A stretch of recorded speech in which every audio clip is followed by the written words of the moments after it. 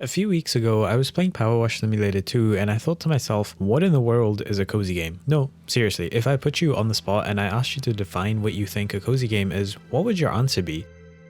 I want you to keep that in your head because I'm going to read off the definition that is on Wikipedia. A cozy game is a video game which emphasizes non-violence and relaxation. Initially derived from the life simulation genre, cozy games commonly include activities such as gathering and growing plants and nurturing other characters. They often have open-ended goals that encourage self-expression.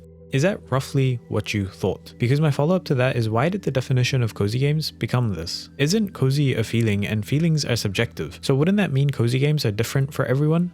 I know there are games that absolutely fit the cozy mold, but what about the ones that don't? The ones that don't have the cozy label attached to them? But to understand why we even have a definition in the first place, we need to go back to where all of this started, because cozy games didn't just appear out of nowhere. I've only been alive for 29 years, almost 30, so I'm not old enough to know when exactly cozy games appeared. However, Wikipedia does mention that developers believe the idea and style of cozy games appeared as early as 1985 with a game called Little Computer People. It was a social simulation game developed and published by Activision. Yes, the Activision, the ones behind Call of Duty. I know, I too was surprised because firstly, Activision is that old, and secondly, what even happened to you, Activision? Anyways, the reason why Little Computer People is attributed with being the first cozy game is because there's no win condition. The game is just a character that goes about a daily routine doing everyday tasks. That's it. After this, the world saw the release of Harvest Moon in 1996, which is a game I'm more familiar with and one that I personally think most people would consider the starting point of the style of cozy games we have now. If you've never heard of Harvest Moon, then to sum it up, it's basically the reason why we have Stardew Valley. It's also considered the first entry into the genre of farm life sims. Shortly after Harvest Moon was The Sims in 2000. I don't think I have to give any insight and description for The Sims because even people that don't play games regularly have in some way, shape or form interacted with The Sims. There's no doubt that it was incredibly influential. It was the first proper life sim, and alongside Harvest Moon it laid the groundwork for everything cozy games would become. It was a very slow progression for the genre until 2012 when Animal Crossing New Leaf was released. Animal Crossing was not a new game. In fact, New Leaf was the fourth game in the series, but I choose to mention this one as opposed to the previous entries because it is now the second best selling Animal Crossing game of all time. We'll get to the first one soon, but I think the reception for New Leaf came down to two things. It released on the 3DS, which was a strong handheld at the time, and the format suited a social sim perfectly. Then, for the next 4 years, the genre calmed down a little bit, until Feb 26, 2016 when ConcernedApe released their game Stardew Valley. This game is the reason why cozy games are what they are today. When it released, it redefined the indie gaming industry, and that's not an exaggeration. It defined what a farm life sim was and should aim to be.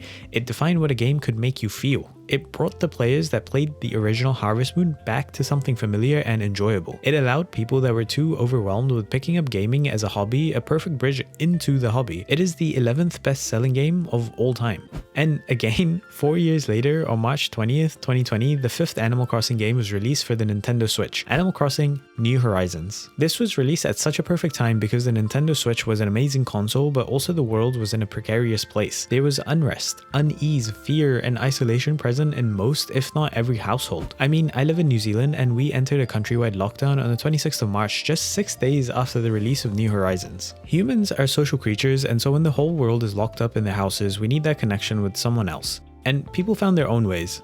Personally, my friend group had a lot of late nights on Discord, but a lot of people also picked up gaming as a hobby. So New Horizons not only garnered attention because the Switch was very well received, but it was also boosted due to people picking up gaming as a hobby and wanting to gravitate towards something relaxing. The world was panicking, and so people just wanted to get lost in a gentle game with routine, social connection, and stress-free mechanics. Now, I don't want it to sound like I'm saying New Horizons' success was only due to what happened in 2020. A lot of games released in 2020 and some had critical success like Warzone, but they were never as influential as New Horizons was. I've never played it, unfortunately, but everything I've heard about it seems to suggest to me that it's an amazing game, if not a perfect game. The numbers speak for themselves. New Horizons is the 14th best-selling game of all time, only behind games like The Sims and Stardew Valley, games that I already mentioned as being incredibly influential. In 2020, people wanted something comforting. People wanted something cozy.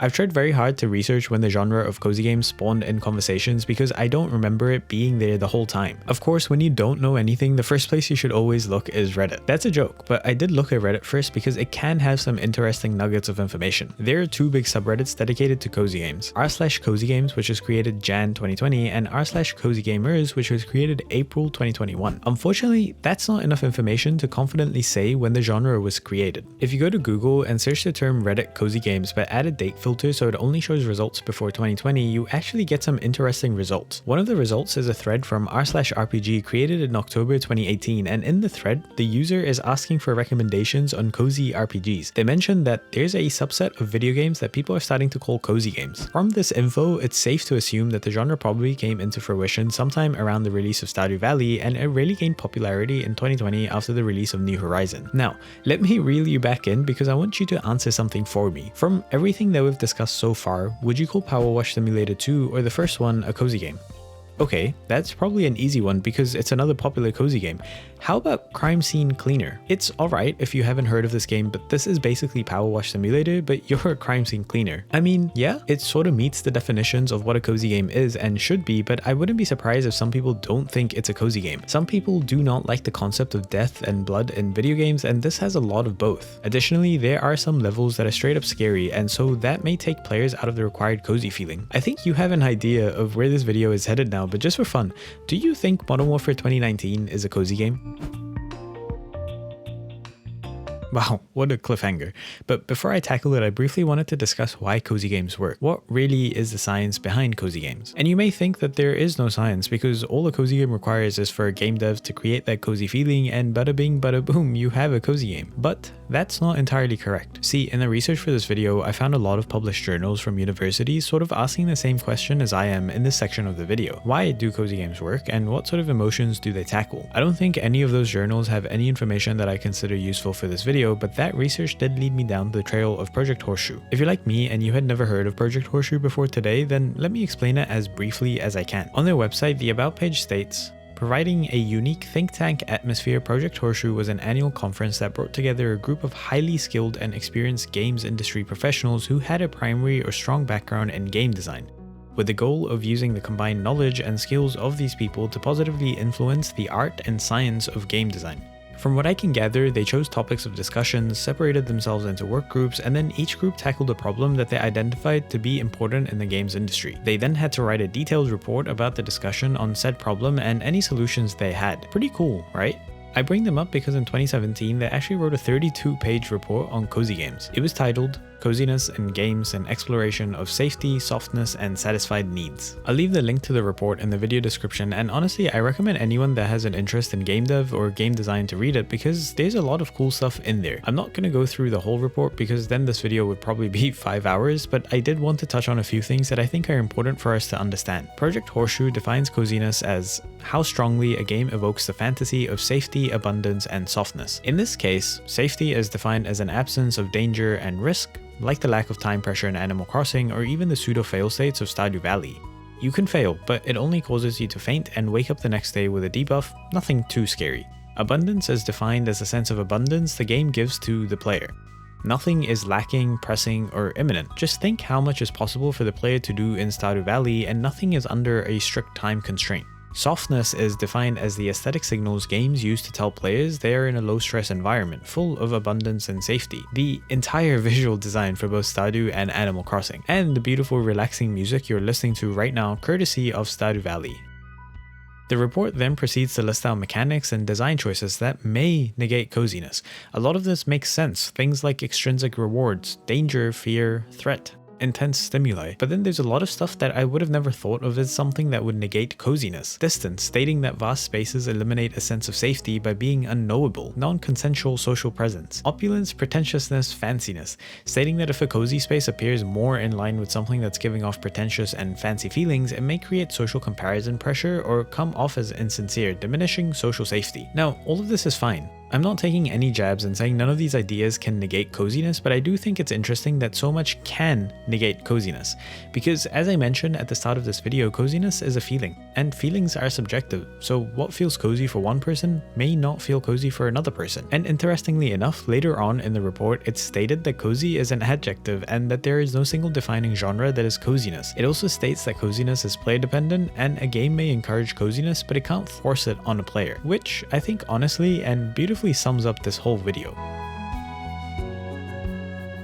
Remember that Wikipedia definition of cozy games from the start of the video? That a cozy game is a video game that emphasizes non-violence and relaxation? I'm about to tell you why one of the most violent games I've played is the coziest game I've ever played. My exposure to Modern Warfare 2019 was in 2020 when they had their free weekend. One of my friends had suggested we try it out, and before then I had never played a multiplayer shooter. Ever. And as embarrassed as I am to admit, I had also been brainwashed by the general consensus that Call of Duty bad. Call of Duty doesn't take skill, so I was hesitant to even play the free weekend. So it was not just a surprise to me but all my friends that after the free weekend I not only decided to buy the game but also to do the Damascus grind, which was noted as being notoriously difficult because of the type of challenges required to get Damascus. If you're listening and you're like, what in the world is Damascus? Well, long story short, Call of Duty has challenges to get camos or skins for weapons. Once you unlock every camo there is for every base weapon in the game, you unlock the Mastery camo, which in Modern Warfare 2019 was called Damascus. Already you're probably thinking, yeah, that sounds difficult, but that difficulty was also elevated by the types of challenges that Infinity Ward, the developers, put into the game. Obviously this video is not about Call of Duty, but I wanted to paint a picture of how difficult the challenge for Damascus really was. So in 2020 I decided to go for it, and it's by far the most fun and cozy I've ever felt in a video game. Don't get me wrong, I hated the game at different parts of the grind. For example, trying to get the Riot Shield challenges was one of the toughest things I've ever done in a game, because for some reason the devs decided that one of the challenges should be 3 kill streaks with a weapon that takes 2 hits to kill someone and you have to be in melee range, and that you can get insta-killed with a headshot. Yeah, it's not fun, and let's just look at my reaction to getting the gold camo for the Riot Shield.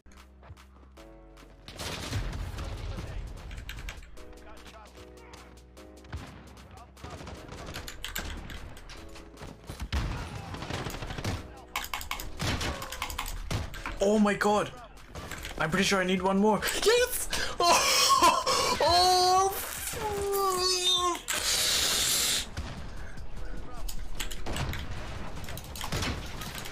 Screw you guys and these developers for doing this shit. Wow. What the flip? I literally just got a 3 kill streak right there as well.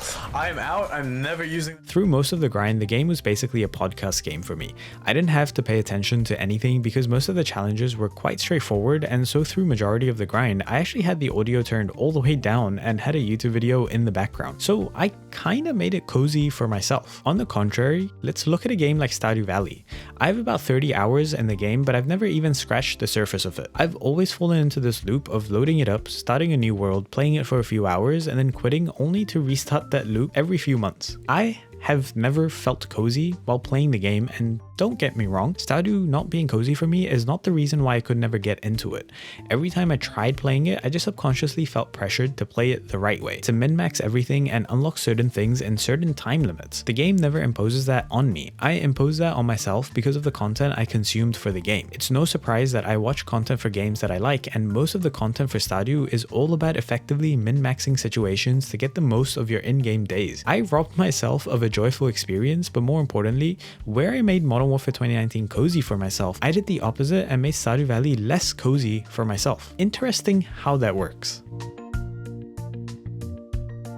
We're almost at the end of the video, and this is the point in my script where I have to ask myself what the actual point of this video was. At the start, I told you the idea came from playing Power Wash Simulator 2. That's true, but the first real moment I thought about any of this was back in 2020 after I finished the Damascus grind in Modern Warfare 2019. I only started working on this video in November 2025, and I've gone through more drafts of the script than I'd like to admit because I genuinely wasn't sure how to approach it. I'm still not sure that this was the right way. Look, this discussion isn't me trying to convince anyone to redefine what cozy means. It's subjective at the end of the day, and for most people, coziness is still going to come from the games we already call cozy. But here's the thing, if cozy were actually a fixed genre, you'd expect cozy games to look something like each other. They don't. Stardew Valley is a cozy game, sure, but it's also a farm sim, an RPG, and an adventure game. Pick any cozy game you like and you'll find the same thing. cozy is almost never the genre doing the heavy lifting. It's just something draped over whatever the genre actually is.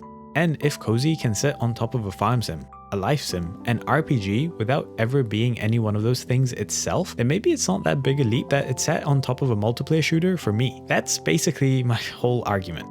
Cozy was never the genre. It was the feeling I brought with me to Stardew Valley where I never could relax, and to Modern Warfare where somehow I could. I find discussions like this genuinely interesting because gaming, to me, is one of the best mediums we have for actually talking about how we feel. In doing so, we bring together a wide variety of people with different views, and it also strengthens game design and game philosophy. Just look at Project Horseshoe, for example, a 32-page report written by professional game designers explaining a lot of what they believe makes a game feel cozy.